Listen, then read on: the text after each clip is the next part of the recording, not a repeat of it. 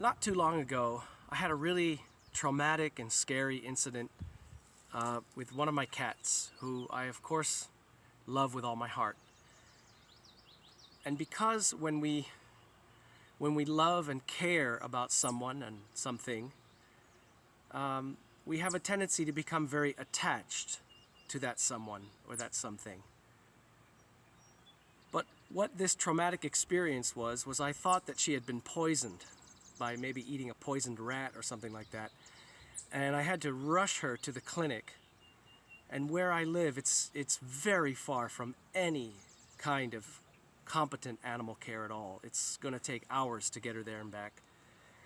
So I was in the panic and flurry of rushing her to the hospital to save her life. And I was being very, very affected, traumatized by it, because there was a very good chance that I was not going to be able to get her to the clinic in time before she died, or that when I got her to the clinic, they would not be able to care for her properly. Very likely, I should say very possible outcomes there. So I was distraught. And while we're making our way to the clinic, of course, we're hitting every possible red light. It was just like a movie. And it was one of those moments in life that hit us hard and say, have you got the lesson yet or not? Here's a test. Are you really living what you know? Because of that dichotomy that we often discover between what we know, the higher wisdom we have realized, and the actuality of whether we are living that and being that or not. And I realized that I was in worse shape than the cat at a certain point from being so distressed.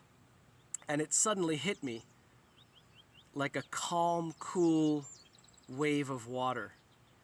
I had an epiphany, and it was just 3 words: connection, not attachment. And I guess you could say spirit reminded me in that level of higher self, take a breath. Yes, you are connected to this cat who you love. You are connected by love, because of love. For the sake of love, you are connected energetically. And of course, therefore, you will do all you can to help her in any way.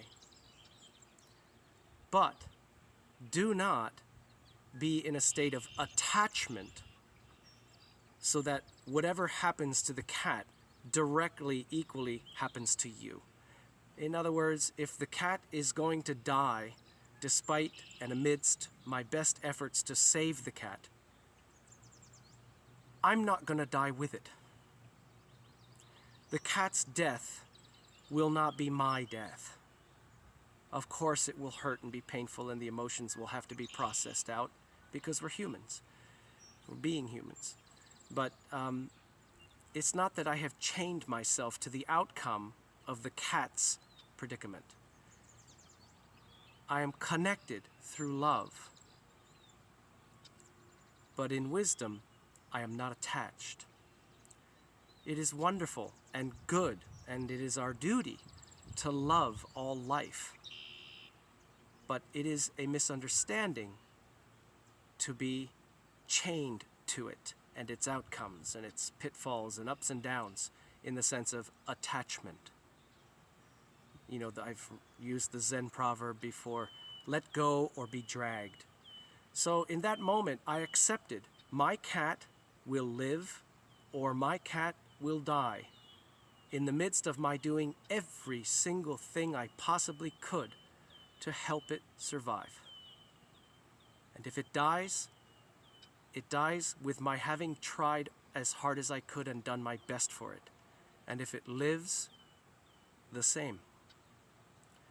But I will endure, because I am connected, but I am not attached. And that realization, that epiphany, I'm telling you, caused a sudden shift in the entire energy of the experience. The experience itself shifted. Before we reached the clinic, and moments, I would say 10 minutes after that realization.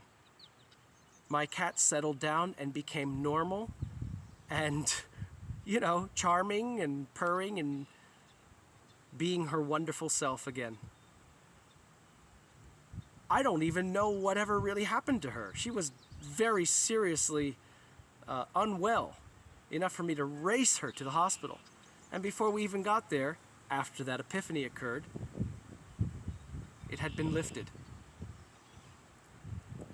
But the lesson that I took away from that, because it's always good, remember, to ask, what is the lesson? What am I learning? What is the lesson? What am I learning? Send that out. Don't intellectualize it. Send it out. And the answer was the mantra. Be connected in love, but not attached. So may we remember to live that higher wisdom of being connected, but not attached.